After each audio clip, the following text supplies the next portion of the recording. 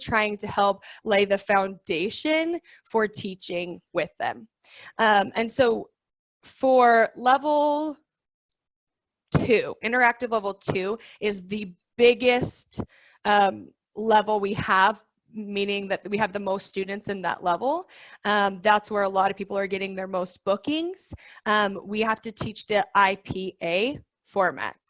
And I think what happened was when this curriculum was brought in, not a lot of people understood or knew what IPA meant.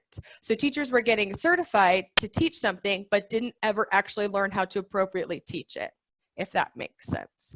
So right now, I've been starting to create resources for incoming teachers or current teachers to actually learn how to effectively teach. Now, I actually made this for a video this morning, not for you guys, but I'm gonna grab it. So we actually have 5 letters, I-P-A-E-D, but that's where the I do, we do, you do comes in. So all levels, we actually incorporate I do, we do, you do, but in interactive level 2, it's written on the top of the slide, so it's more obvious that we're doing it.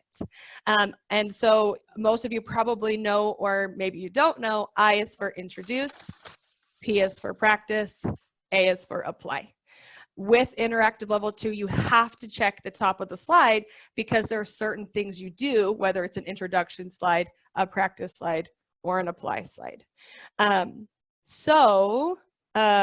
I'll just give a quick example of each. I don't want to go into a lot of detail because some of you may know this, some of you may not, but that's a number one thing that's very important when you're teaching your lesson is to actually implement the IPAED in your lessons. All lessons, we use I do, we do, you do in all, it's just told to you which slides in interactive level 2. So again, I'll just pull this out because I literally just made a walkthrough for level interactive level 2 lesson B mock class lesson. It just means that we repeat. It's the I do stage. So anytime you see an I, it could be an I verb, it could be an I vocab, it could be an I phonics, it could be an I sentence frame. You will have the student repeat that word before doing anything else. So if the vocabulary word is doll, you have them repeat it at least twice in isolation. If the vocabulary word is kite, same thing. The one that really throws people off is if it's an I phonics or an I sentence. We don't realize that we're supposed to be doing repetition. An example of an I phonics would be a blending slide with IP. You're actually supposed to isolate IP first before you teach the slide and treat it like a vocabulary word. So they should be saying like IP or at or app before saying it if it's an I phonics, because you're introducing it. That will happen at the beginning of a unit. So you do that first. If it's an I sentence frame, there will be a question and an answer. The answer is your vocabulary word. That whole entire sentence, the student needs to repeat twice on the introduction, that I sentence frame. That's something that people don't realize. That's the only time we're like required to repeat an entire sentence, just repetition, is on those I sentence frames. On the mock class lessons, it is, do you, I think I still have it open.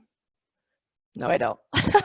I know the second one on the I sentence frame lesson B is, do you swing on a swing? No, I don't swing on a swing. So they have to say, no, I don't swing on a swing twice on that I sentence frame. It's a mouthful. And there's 2 question to answers on that slide. I think it's, do you throw a ball? So they say, yes, I throw a ball. Yes, I throw a ball. No, I don't swing on a swing. No, I don't swing on a swing. You have to have the student repeat both sentences twice. Woo! Surprise. So yes, on those I slides, there should be repetition. And then the practice slides, it's usually like a fill in the blank. Where bit by bit, we're guiding the student so that eventually we can get that independent output. So a great thing to do is to say it, but then cup your ear when you want them to fill in the blank. And usually it's the vocabulary word that you've been practicing.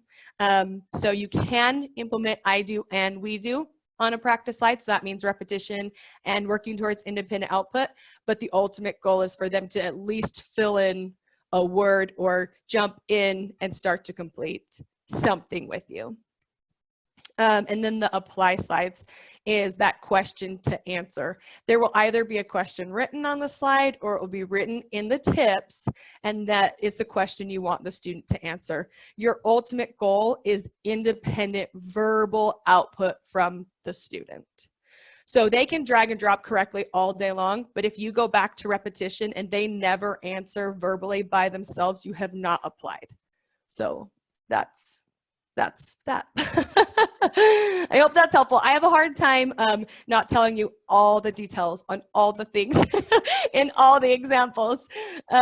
So yes, really realizing we need to be really paying attention, especially with interactive level 2, because it's on the slide. Are we introducing, are we practicing, or applying? The e-slides are easy. That's like the free talk. All free talk slides are extension slides. You can always ask back questions from the lesson to keep practicing, like, do you throw a ball? You can extend. Oh, here, it's right here. And then demonstration just means later on in the unit, they have mastered.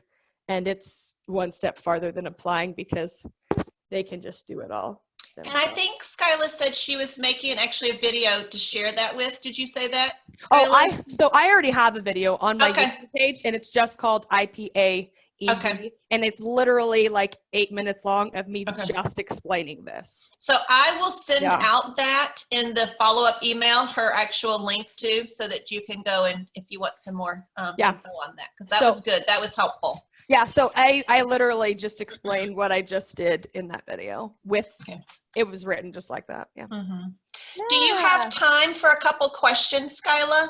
Yeah, absolutely. Okay. Yep. So you can unmic if you'd like and ask her any questions while we have her here. She does have to hop off, so she was only going to be on for a little bit. So if you've got a question, just ask. I have a question. Yeah. Okay, so I had one of my referrals give up proceeding with her mock class because she had failed it twice. She felt really good with her first mock mentor, but her second one, and I haven't seen the video, so I don't know exactly what she's doing. But she said that her mock mentor would not do the not do the corrections that she was doing. So do you think either the mentor was just making it hard on her, or she just was not correcting correctly? So it could be either. I'd like to say that all mentors are perfect and that we all implement everything that we've been learning and we've been taught perfectly, which is not always the case. But as a mentor, there's certain things we're allowed to do and not allowed to do based on what we're seeing. So if she wasn't cupping her ear, we're literally not allowed to speak. So she could have been saying the correction all day long, but she could have been using too many words. She could have not been cupping her ear. She could have not been using any modeling tools or marking the screen. There could have been a lot of things not coming in from the applicant to where our hands are tied and we literally cannot respond because we're trying in those few moments to teach. Are they using IPA? Are they using instructional TPR, educational TPR, on-screen modeling, props? Are they really trying to guide us? Because what do they do when they get in front of a student and all of those things are lacking?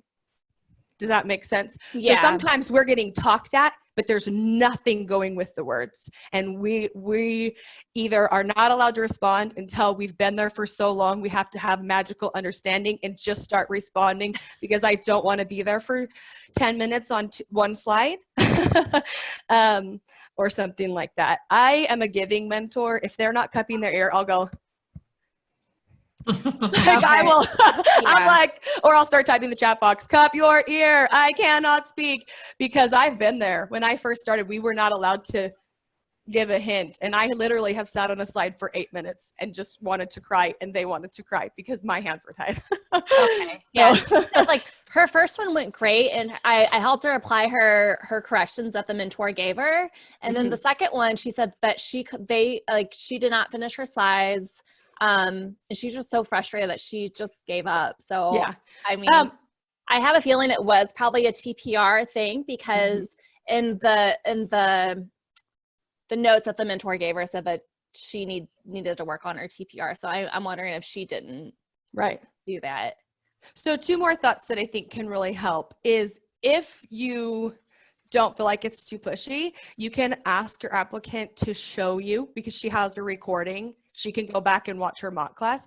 Ask her to send you a copy of it. If she's not sure how to do that, she could just like phone record it and send you a clip, because you being able to see what she did might help you give specific guidance, because you really don't know what happened.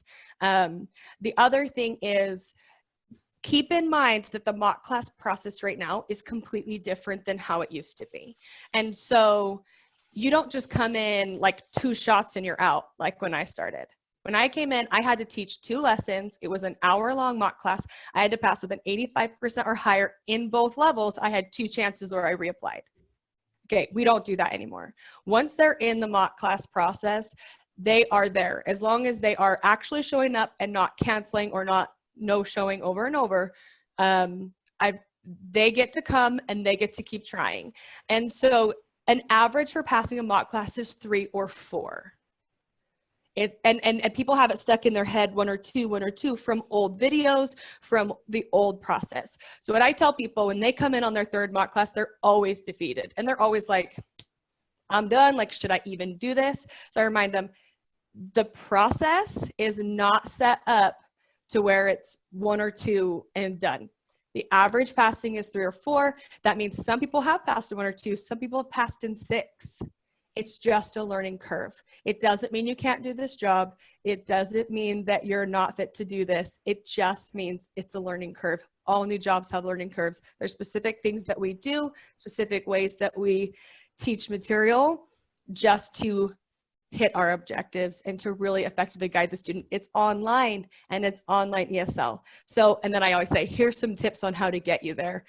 Remember, it's just learning curve. Keep practicing.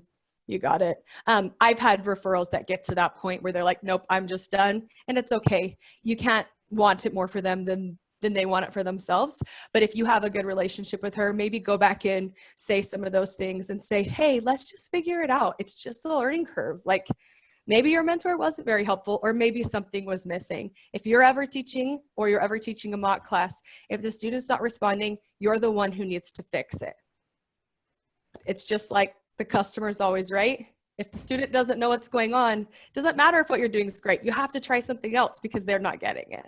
But so anyway, that's some words. Hopefully that was helpful.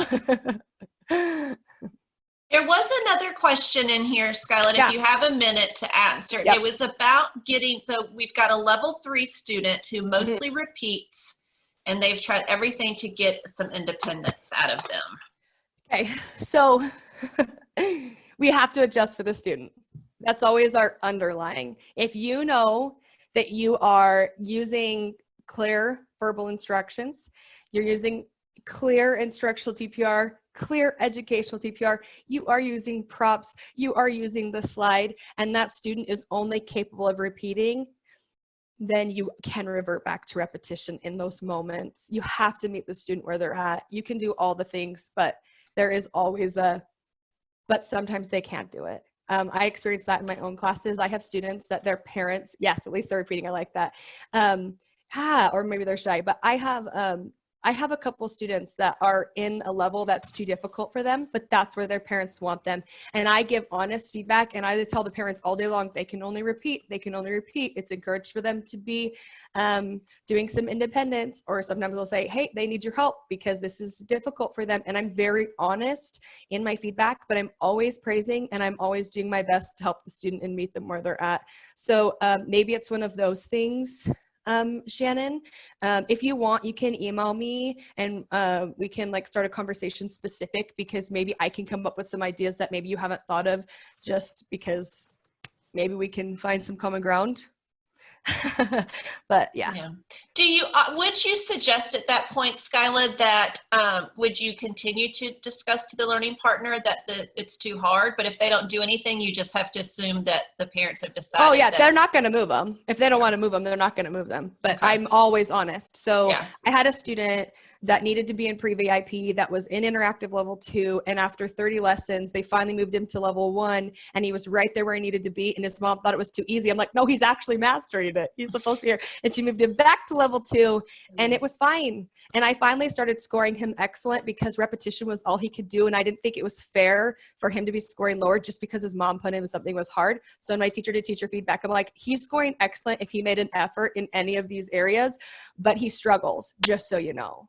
Like you can't just go off of that. So that's just kind of what I did. But 9 times out of 10, if they're where they want them, you just, like, I never stopped saying that it was too hard, but I just taught him and met him where he was at. I like that. Meet them where they're at. That's what we need to do. Meet them where they're at. Yeah, you have to. You can do all the things, but then you have to adjust for your student. If you don't, it's really a hard class too. I mean, if you just keep, you're just sitting there going, okay, what are we going to do? Or adjust for your mentor. Yes. Not everyone's as cool as me. No, just kidding. I'm just kidding. All right. Do we have anybody else have a question for her? If not, we're going to hop on, keep moving. Yeah. I had a question. Okay. Yeah. Do you actually tell the parent in the parent feedback or just the learning partner? Or do you tell them? 9 times out of 10, I just tell the parent actually. But the learning partner, I didn't have access to a learning partner for a long time without submitting a ticket. So my habit is I just tell the parent. And then if nothing's changed after like 10 times of telling the parent, then I mention to the learning partner. I don't know if that's the best approach, but like I said, I didn't have that resource before, so I forget I can. Okay. So I would recommend just tell both. Just tell both each time. Yeah. Okay. Because I think they both should know what you think. Yeah. So. All right. Thank you, Skyla. Appreciate it. You. Bye. And you'll get all Skyla's information too. So I'm going to email that out to you guys. Or so you'll get it in an email. So I just found out about this yesterday, and it's Saturday morning, and all my family's like, "Mom!" So I got to go. I'm sorry I have to sneak out, but I'm going to try to join some of Paige's other ones. Perfect. Hopefully just enough information, not too much. No, I think it was great. It was good. It was good. So thank you. Have fun, guys. Thank you. Yeah, email me. Yes. Let's be friends. Okay. We could definitely do that.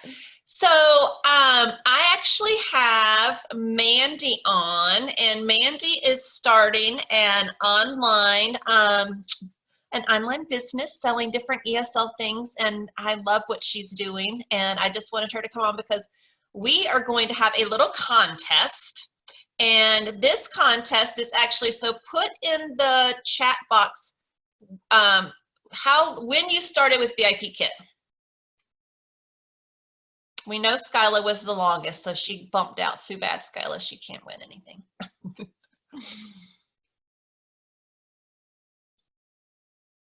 Actually, she might could. Yeah, she might could, yeah.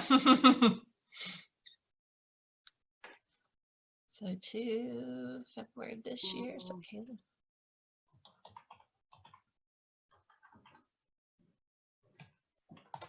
Oh shit, ate a piece of it. Has everybody put in their stuff? All right. Oh, okay. So I'm glad, Francis, I'm glad you put yours in there because you're the newest. So you're going to be the winner.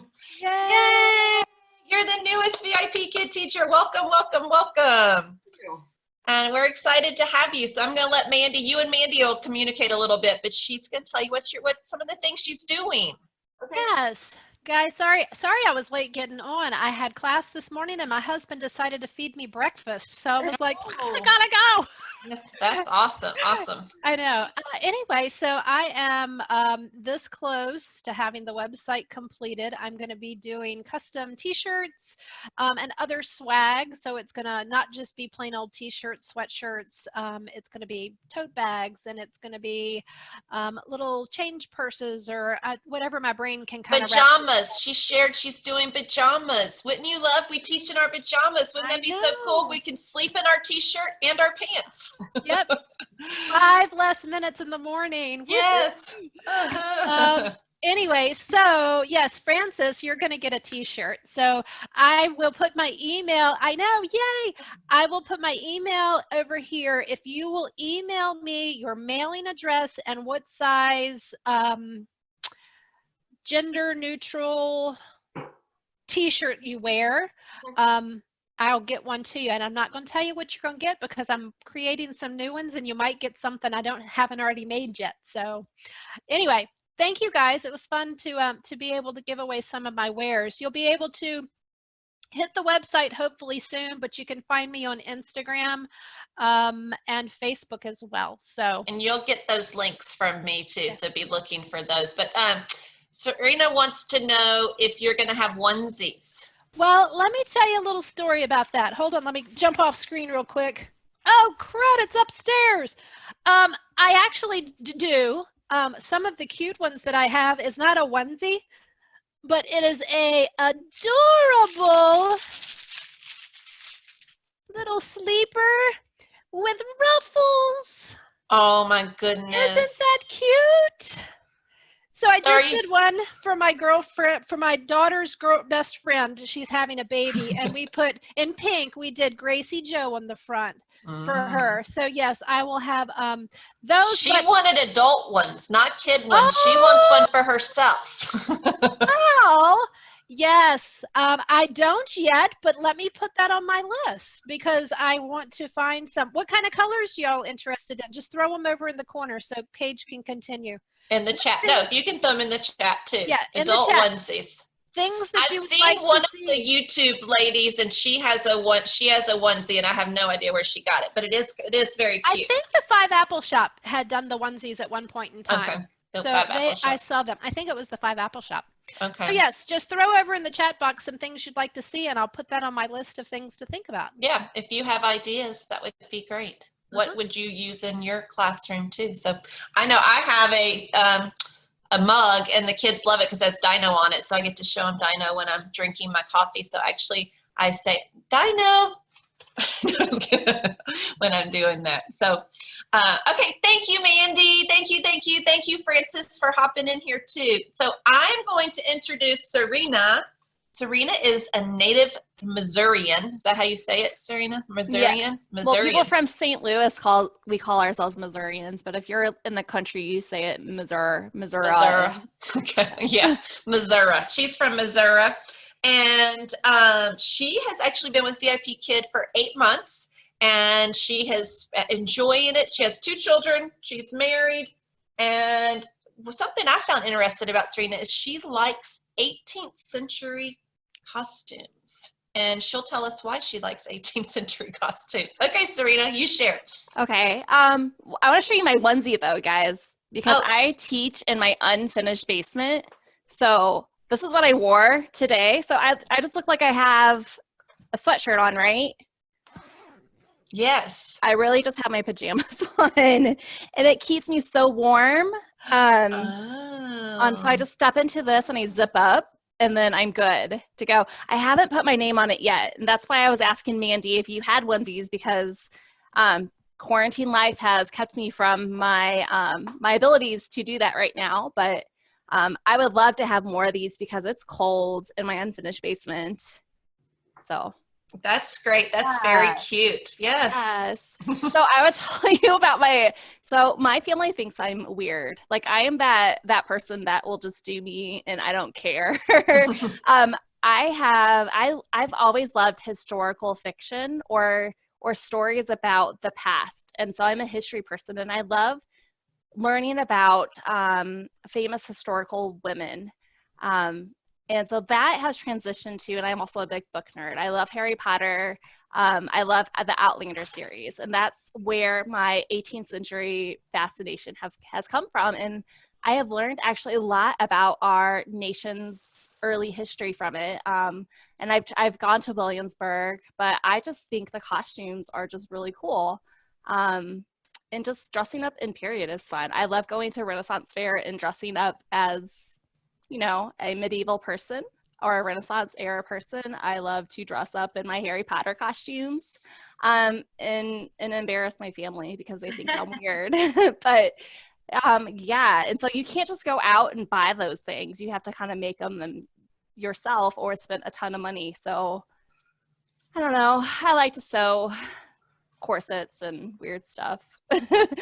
And I could just wear it at home right now and my family will still think I'm weird. But yeah, I really think love that's it. very cool. You could be a costume designer for like movies. And stuff like that. I would love to do anything in the movie industry or the entertainment industry in that, in a hands-on crafty type of way. Yeah.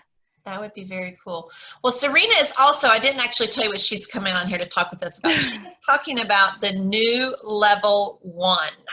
So the new level 1 that has come out, and she's going to share with us all about it. Okay, so the new level 1 is super cool. I don't know how many of you guys teach like the old level 1. I still have a lot of students that are in the old level 1, and I don't know about you guys, but my preschoolers or young children, they don't care about what a yurt is or any of that. That has no application to their lives in China.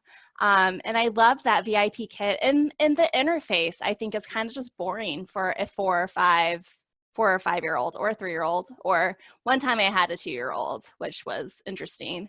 But it's just not fun and engaging or applicable to them. And so I was so happy when the new level 1 came out because it's like playing a game with your student. It's so fun.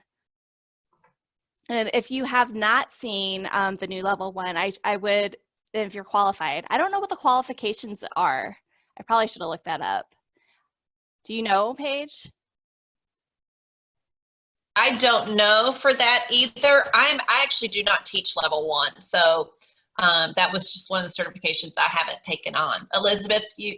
Yeah, I just question though, because I maybe I'm jumping the gun here, Sirena, but I certified for level 1, but that was like just before they changed it. So I need to recertify, don't I? Yes. Okay. So right now you are only certified to do the old MC level 1. So those are the only classes you will get booked for. Okay. And there are still students in that level 1. I contacted VIPKID because I was super excited to see some of my current level 1s go and take those classes, but they will not go and take those classes unless their parents subscribe to a new package.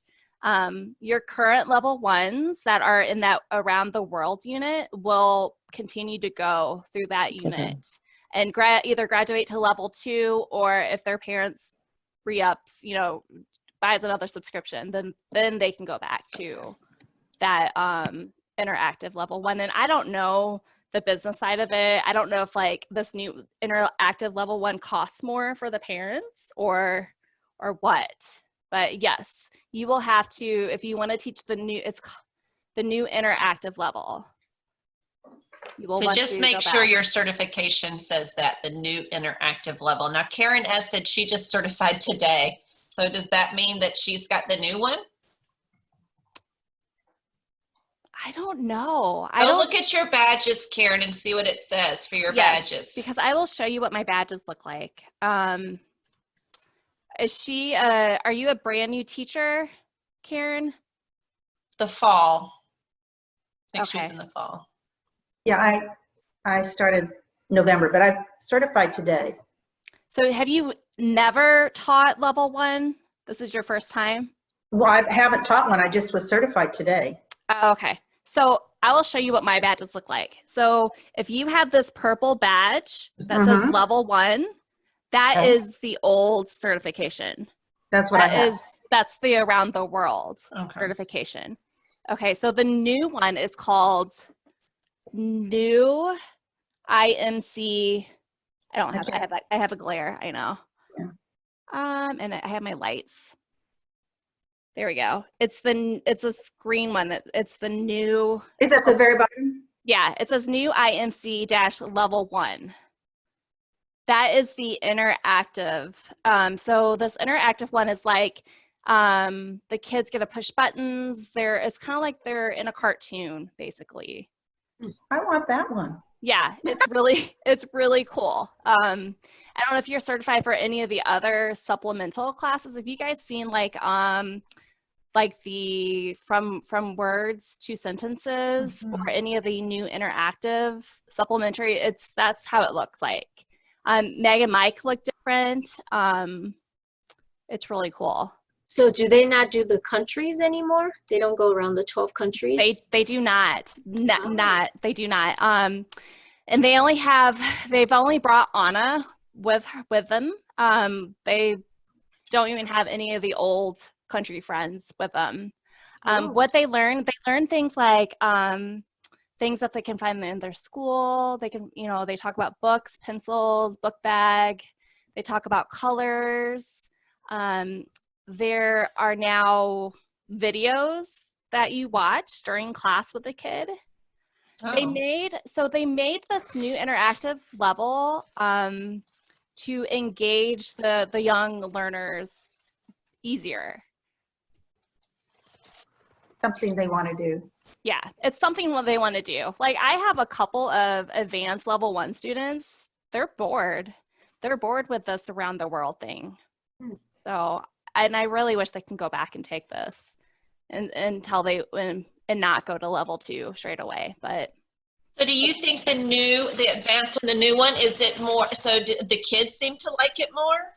I think so. I think if you have level 1 kids that are like and can't sit still, or they're drawing on their screen, and you don't have that engagement, I think this new level 1, it would be good for them because they do have that engagement. I just checked real quick because I'm certified on the old level 1, so I do have the purple, but it says now the interactive one is not always available. So is that just based on how many people are trained in that?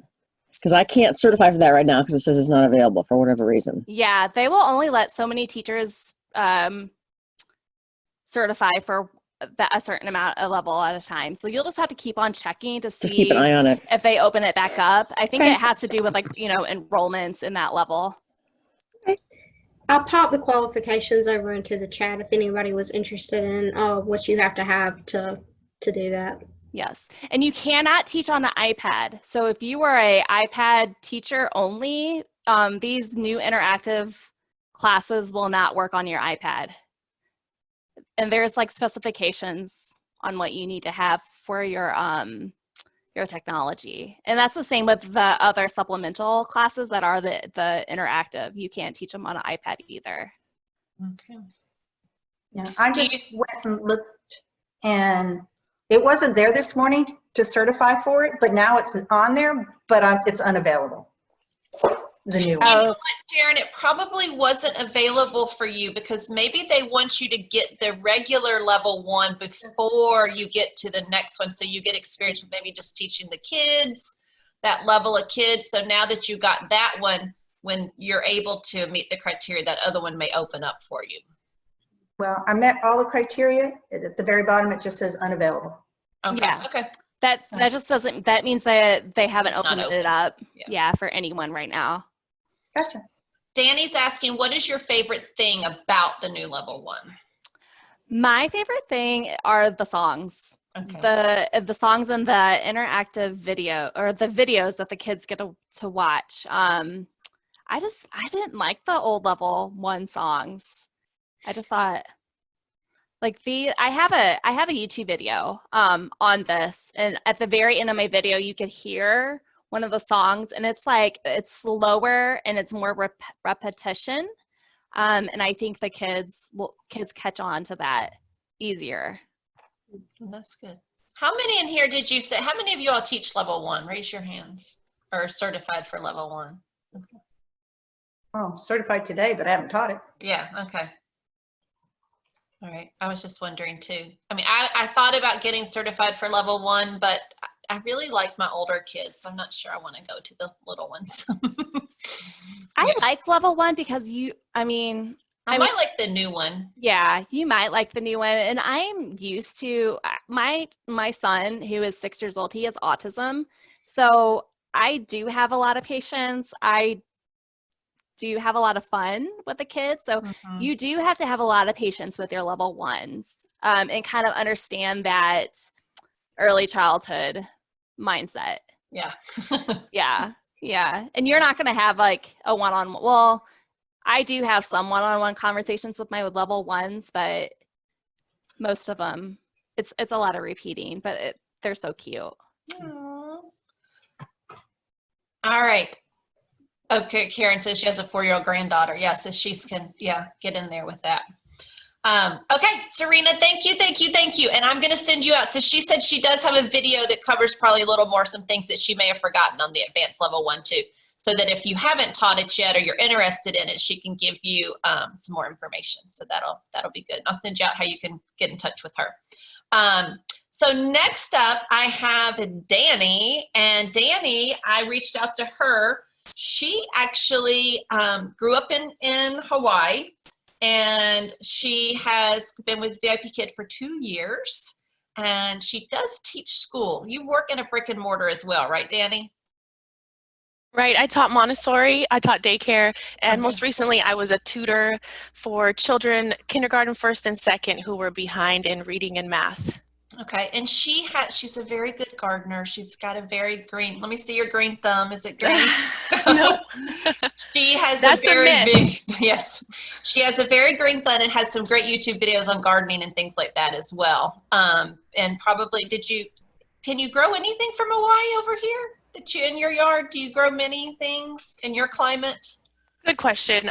In North Louisiana, we're a little bit too high to grow tropical, or too far north to grow tropical things. But if I had just a little greenhouse, I've grown pineapples from the tops, and it is a goal of mine to have a greenhouse so I can grow my tropical goodies. Yeah. Oh, yeah, that would be awesome. That would be great. Well, what Dani's going to share with us today is actually we're going to learn how to speak some Chinese. How about that? So who's ready to learn some Chinese? And I was going to ask, raise your hand or say something if you speak any Chinese in class. I would love to hear. I know Kelly has learned to say goodbye. So, Paige? I say ni hao and I say zai jian. Zai jian. Is that right? Good. I don't know. Anybody else? 谢谢. 谢谢. Thank you. Great. Anybody else? 新年快乐. Happy New Year? Yes. Right? Yes. Very good. Anybody else? Okay. So that's how I started out. And I wanted to say I have no professional training. I haven't taken any classes. My kids took one free class, and we learned a lot of Chinese from that one class. The second thing I wanted to say is it is not required. If you're a new teacher, it's not required by VIPKID that you speak any Chinese, any Mandarin. Mandarin and Chinese, same thing. It's actually supposed to be a full immersion class. So keep that in mind, right? So I will speak maybe one Chinese word in a class if I feel it. And I always say goodbye in Chinese. I say goodbye and then 再见. And sometimes I'll hear my students say it. They get excited and they say 再见, and then I click off and I think they're like, wow, what else does she know? You know, so if you do anything, I would try, and you can get the Google Translate on your phone and it will help you with how to say it. And your students can help you because they know best. And I feel like my students love being able to be the teacher, and they laugh at me and they say, oh, no, let me teach you how to say it. And it has created this wonderful bond. So I wanted to say too, the reason you should trust me is because I've had 4 parent feedbacks where they said, wow, the teacher speaks a little Chinese. The student was impressed. I have a 29% 5-apple rating. I have only one 4-star in 2 years, almost 2 years. And I haven't gotten any negative feedback for speaking a little Chinese, so you can trust me. It started out with me saying what Kelly said, 新年快乐, because we were encouraged to say Happy New Year during Chinese New Year. And so from then I started to learn, that QU says qua or XH. Anyway, I'm not your teacher, but you can go and see, and it helps you to kind of, when you see a word written in pinyin, which is when it's written out like this, its pinyin is not in characters, it's in English, so you can, you know, read it. You can sound it out. So you can sound it out, basically. Yes, you can sound it out. And it will help you. So I'll give an example. I'm not sure how well you can see this, but like for dog, this is how the pinyin is written. It says, it looks like this, but I will go ahead and write out how I say it also. You know, because sometimes, like right here, panda, 熊猫, it looks like this, and I can't really read that if I'm just glancing down. So I also write down how I would say it. So how this started out is I just started picking it up. Like, for example, apple, when you're teaching a lot of trials and I hear the student go, penguo, and I'm like, oh, penguo, apple. And then they say, oh, penguo, apple. So I started just jotting it down, and it turned in that I had all of these words. And so I finally put them in order just the other day when Paige said, can you come teach us?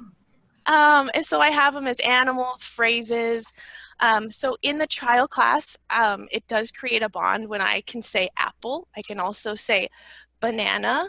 And even if you say it wrong, they'll hear it and they might help correct you. Mandy said, are you willing to share your list? I could. I'm not sure how good it is or how quality it is, but we could probably do that. I encourage you to just feel it out. What do you use the most? Like, I often say, I play a game and I say, what's your favorite animal? And my favorite animal is the elephant. So the first thing I learned was elephant. And I used to say, I thought it was daxia, but when I looked it up, it says xiang. So I encourage you to look things up yourself and check with your students, right? Like, say, am I saying it right? And I've also gotten these from the Good Fortune box. And so now when we're doing colors and I can hear it, I can hear them say lanse, and I say, oh, lanse, blue, blue. Or if they don't know the English, I can hear them go, Chongjing Lu, and I say, oh, yes, Chongjing Lu. Do you know the English? And so then it's just amazing. So those are the things that I talk about the most, are animals, also basketball, sports. Basketball is lancho. So just think about whatever you talk about most and where you would use it. I was going to show you, I picked these up, and to be honest with you, I don't know where the box is anymore. I was going to show you that this, oh, somebody does, so you speak, Gloria, you speak Mandarin fluently? Oh my gosh. Oh, that's embarrassing for me. No. No, but I did. I found these, Don't and feel so that, Dani. they're flashcards, and it has the opinion like on the back of it too. So, you know, it allows you to be able to say it. And when I have a little extra time, sometimes I'll show them and I'll be like, apple, and they'll say apple, and then I'll try and say the Chinese word, and they laugh. They usually always laugh at me because I really am not doing very good. But then they get excited when I do try and get it. And I usually just do one word here and there too, because I know that's not what, they're not here to teach me Chinese.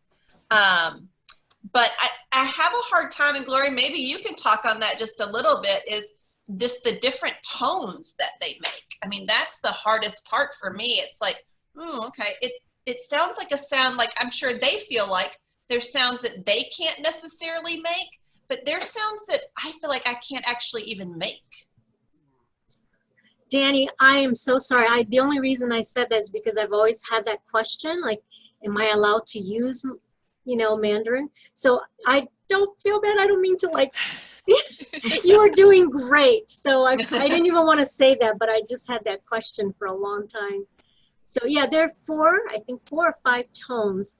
And if you say it wrong, it can mean something totally different. So like the number 4, for example, some of you know that if you say in the wrong tone, it means death. And so in China, a lot of places, apartment buildings will not have a 4th floor, like the elevator will not have a 4th floor because they're kind of superstitious about death. So I had a friend who went to the restaurant and ordered, wanted to order pop, and he said, it's pop is chi sui, but he said ji sui. And so the waiter was like, you want some chicken water? Because that's what it was. So yeah, so tones are really, like a lot of it goes up, like 苹果, like apple, it goes up 苹果.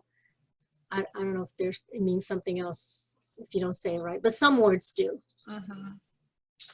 And Shannon just said, so I did take the VIP Kid class too and there was I wrote down a couple things there that was definitely good, but I think it does give you, a better understanding of how hard it is to learn another language. I mean, they say it's a lot easier for children to pick it up than it is for us as adults. So Kelly's asking, how did you learn, Gloria?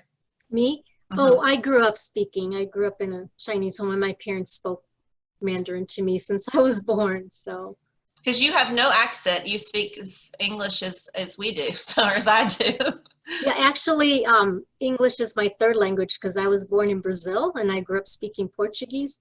But when you learn a language before the age of 12 or 14, before your tongue gets stiff, then you lose your accent. So people who learn after that, they will keep some of their accent. Wow. Gloria, I have heard that VIP Kid is going to introduce a program, the lower level, with teachers that can speak some Mandarin to help the students. So that might be perfect for you. I love younger kids. So does anybody know the answer to my question? Like, should I not speak any Chinese at all? Or does anybody know how VIP feels about people who can speak? My understanding, and the same with Dani, it's really not necessarily encouraged because we are supposed to be teaching them English. But I find if I use it kind of as a teaching tool, and sometimes for my older students, I pull out the translation and I'll show them. And they're like, oh, yes, yes, yes. So once they see what it is, then we can work on the word.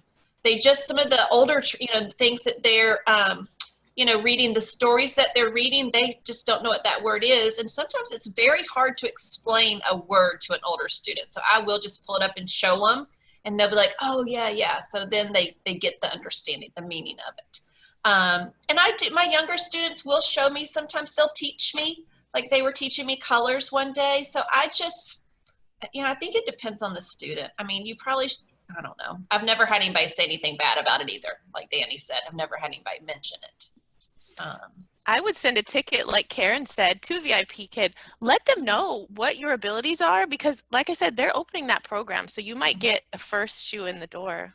Yeah. That would be good. Because I actually share with my students. I have a flashcard. It's not up here, and I show it. And I say, I put the English word, and I have one that's just like apple. And I have the Chinese written out. And then I say, to practice this, put the on one side and put the Chinese on the other and draw a picture sometimes to help them with, just doing flashcard rote memory and doing it. So. Well, good for you, Dani, because it's hard. That's good that you're trying. Well, the other thing I'd asked Dani to talk to us about was growing bamboo. Well, I got some in the Good Fortune box, and I did read up on it, and I've seen it go wild around here. So I currently have it in a pot, and my husband said I'm not allowed, even though we have 5 acres, I'm not allowed to let it free. So we're going to see what happens. Because it does take over, doesn't it? Is it kind of wild, grows wild? But I would just cut it down and build fences with it. We need a fence anyway. So I might sneak it out, see what happens. But I heard it can really go wild. So I did, because I was like, oh, how cool would that be? And I wanted to show y'all. Some of y'all have seen this while I've got you on here. But in our toilet paper crisis that we had, so I decided, I found these you could do these crafts with your toilet paper things. And so I made a toilet paper dino. And here, let me see, I'll put mine up here so you can see it a little bit bigger here. So and he is actually a VIP Kid teacher. See, he's got his little headphones and he's got his little VIP Kid shirt. And then it comes off. So then I made him some bunny ears because my dino doesn't have ears. So I always think when we're talking about the different parts of the body. He needs to have ears. So he needs some ears. So if you're a new teacher and you don't have a dino yet, this is really easy, and I have it on my YouTube video. Actually, you don't even have to watch the YouTube video. You can, there's a template below it. I made the template for it, so you could make these. And one of my students, I showed it to him, and he made one for me, so it was so cute. So it's something that they can make at home. It was just construction paper and scissors and glue, and it was, if I can make it, y'all can make it. And I made the panda too. That's in there too. I made a panda. And I made a girl panda, and my boy told me that I needed to have a boy panda, not a girl panda. This I didn't actually cut out from construction paper. I printed a piece of bamboo and cut it out. I thought it looked more realistic that way. So yeah, so you can. Kayla, where was yours? I heard somebody say, Kayla, put yours up there. Oh yeah, she did it too, yay! And I just went and got the template that Paige put on YouTube, and I actually had my grandma make it because she's very crafty. So I took it to her and I was like, hey, have a project for you. And she was like, okay. And she sat there and made it in like 5 minutes or something. Yeah. And I was like, okay. No, it's definitely not hard. And that's what I was going to say. If you have young children, it's something, definitely have them make them. There's some really cute ones, guys. I mean, there's a butterfly. They could be very simple. And I don't know about y'all, but we got lots of empty toilet paper rolls around here. So we can do that. Marissa's saying, my YouTube is just Paige Howell, but I'm going to send out an email and I'll put that in there. But yes, it's just, and the video is actually kind of long, so don't feel like you have to watch it if you want to listen to it or something, but the template is below it. So I videoed me while I was making it because guess what? I was quarantined and a little bit bored. So feel free, if you're bored, you can watch it too. But guys, hey, a lot of you all have jumped on, and I've seen your faces before on some of the meetups. I enjoy doing these because, like I said, I'm a people person. I'm also a teacher and educator, so I love learning. What I would really ask is if there's some topics that you guys would like to hear, some more particular speakers. I mean, maybe it's not just VIPKID, like with Dani. You know, are you interested in growing hibiscus or, you know, something like that? There's a lot of us that can actually share different ideas, and I just like it because it gives us a chance to have a little bit smaller cohort of people amongst this big 100,000 people. And you know, if you can jump on some, if you can't, I am going to record them generally, just so that if there's a piece of the topic you want to hear, you can go back and just listen to part of it. And Marissa was asking me, do I teach in a brick or mortar store? No, I do not. I used to.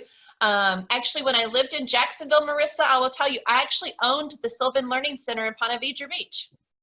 So I owned it for 12 years, ran a Sylvan Learning Center for 12 years. And then when we moved up here to Charleston, I sold the business. So, but yeah. I live in Atlantic Beach. Oh, you do? Okay. Yes. Good. That's where we would go to the beach at Jack's Beach a lot. My boys surfed. So. Oh, yes. We lived in Mandarin, so I know y'all don't know where that is, the rest of you Jacksonvillians, but I lived in the Mandarin area of Jacksonville. And I will be homeless as of April the 29th because my house here sold, and I am not moving to Denver till the summer. So my 18-year-old and I are going on a road trip with our dog, and we're just going to travel around and visit people for a month or so. Come on down. So we're going to see, especially, I had the worst time, guys, finding with the virus. Originally, I was just going to rent a place here, like an Airbnb.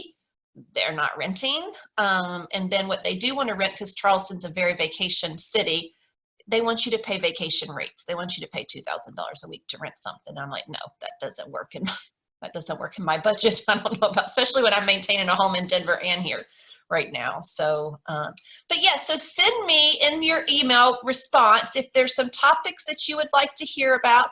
You know, Frances, especially being a new one, if there's some particular things that you think would be helpful. Everything, yes. There's so much information. It's like taking a sip of water out of a fire hydrant. And I have all these notes and I have all this stuff, and I'm just really trying to absorb as much as I can. And I don't know, I enjoyed all of the workshops, and this specifically I enjoy because they're not, I don't feel as pressured or intense like this. So I'm really enjoying what you're doing. Well, I like these too because they're smaller, so you can actually unmic and ask yourself a question too. It just allows for a little bit more intimacy to get to know each other a little bit more. But yes, there are a lot of questions, and I always say, I do this other workshop, but I always ask, wouldn't you love to have a VIPKID manual? So who's going to make the manual? There's too much information. And it changes all the time, but it's just, I'm like, I just wanted a manual that I could print out and I could take my pretty highlighter and highlight everything that I needed to know and go back and look. But if you don't know, Francis, this is something I'll share since you are really new. In the support tab of the portal, there is a search function. And that is really, it's almost the closest thing there is to a manual or the VIPKID Bible. You can type in just small little keywords like what is the flower, because there's a flower by your name with your little, and it'll tell you what that flower stands for. And then it'll tell you that it stands for how many followers. But then you may say, oh, well, what's a follower? Well, then you can look up follower. And basically what VIPKID did is they compiled the hundreds of thousands of questions that we've sent in tickets for. And so at least if you ask that question on the website there, you're going to get VIPKID's answer to your question. If you can't get the answer to their question there, then you go on the Facebooks and get the answer to that too. But you get it straight from the source there. I kind of fell into this. I was interested in ESL years and years ago, and when I was on active duty in the Marine Corps, and I didn't have my bachelor's degree. Okay. And it wasn't specifically with VIPKID, but it was just something that I thought was really neat because I've done a lot of traveling and I've always worked with the younger kids, just like, just teaching them a little bit here, a little bit there, English phrases. And so it was, I don't know, it was earlier in the year. It had to be around Christmas time. And one of my former Marines' wives had posted some, like the little video with the VIPKID. And I was like, oh, that's really cool. And I think she planted the seed because then down the road, I don't even know why. I just Googled it and I was like, oh, this is a thing and I can do this now because I got that degree, right?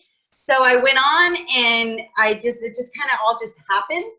And I don't know, I'm here now and I don't really know, like, navigational wise, I didn't have a mentor, I didn't have anything. I was just winging it and it just keeps falling into place. So that's why I'm saying it. And I don't feel like I was properly prepared to hit the ground running, and that's what I did. So I'm like, well, what the heck? I didn't want to spend any money because I didn't think I was going to make any money. And I've been doing good though, so I'm happy about that. But it's just, yeah, I get. It's not the Marines. No, there's definitely with the Marine Corps, there's a lot more structure and it's like this. Yeah, here you're kind of just like, okay, go for it, and I'm going, wait, somebody tell me what to do. Yeah, well, and I think in the service you're used to being told what to do a lot too. So. Yeah, exactly. It's exactly how to do it. So I'm looking and I'm like, oh wait, I have options and I can do it like this or like that. And it's so, I don't know, I'm really, really enjoying it. It's turned out to be for such a short period of time. And I know that there's a lot of, I see a lot of negative on the Facebook group. And just stay off of the Facebook group. That's what I did. Just get off of it. And I got off of YouTube in the beginning too, because I was getting so nervous with different information. And there's so many different ways. Like, I'm sure every single one of y'all had a different experience on where you're at. And you kind of have to find out what works for you. So I was hard, but I was definitely just going, you know what? I got to figure out how it's going to appeal to me so that I can maintain that interest and be successful and then enjoy being successful. Oh, you know, not doing it somebody else's way and not being yourself. Well, and I think for a long time, for most of us too, I mean, one of the things that with the YouTube videos is it really is to help new people and share ideas and things like that. But we all had to learn just like you. And yes, when I go back, because I'm a learner, I go back and watch YouTube videos because I'm like, what can I do differently? And especially in a sea of 100,000 teachers now, I want to make sure when I go to class that I'm 100% on my A game so that that student comes back. So, maybe I watch Serena's and maybe I watch Mandy or maybe I watch, and I will get the pieces. And there is a common theme amongst most of them. But again, it is about being you, putting those things to work through your own gifts and talents and what's going to really, work for you and your students. that was the toughest part for me in the beginning, was not having that manual, or having, like Marissa said, where it's this is exactly how it's done. And I really had to change my brain and say what Miss Mandy said right there: find the people who fill your cup. And the ones that I kind of link with, because I know better enough to think that, you know, I can do it all. You got to look up to where you want to be and admire those and get there. You know what I mean? And kind of just keep that focus. But I definitely appreciate all of y'all's input. And I'm here clicking and looking at the different backgrounds. Yes, no, do. Definitely. I'm going to send out the chat too, so you'll get the different information that you'll have on there. You know, if there's one that stands out to you, message them and, you know, get their email address or Facebook group or whatever. It's, I think in the beginning, I will say one of the things that even when I first started, I think we train new teachers how to teach the mock, and this would have been a good one for Skyla. We teach them that you know, this is how you teach, and then they expect that's exactly how they have to do every single class. And really, when you're teaching your mock, it may not really be you know? So taking that part out, know that you have to do your TPR, know you have to underline those things, but now you get to be you. Yeah, you've gotten the job, now you get to be you, so do that. So that's good. Okay, guys, this is sort of like when my beginning with my VIP kid classes, I never knew how to say goodbye. So one of the things I started doing, if you were on one of my other workshops, my kids laugh because I'm like, game over, bye, game over, especially with my boys, they laugh. So have a great Saturday, stay well, enjoy. And there is another one on Thursday if you want to hop in. Thank you, Sirena. You're going to get her information. Yes. Thank you, Dani. Thank you to all of y'all for coming in. Thank you for Kayla, Brianna for helping out. And we'll see you soon. Bye, Paige. Thanks. Bye, Mandy. Thank you, too. I know Frances is going to be excited about her t-shirt. Yes. Yes. Bye. Bye, everybody. Bye. Oh, I got to save the file.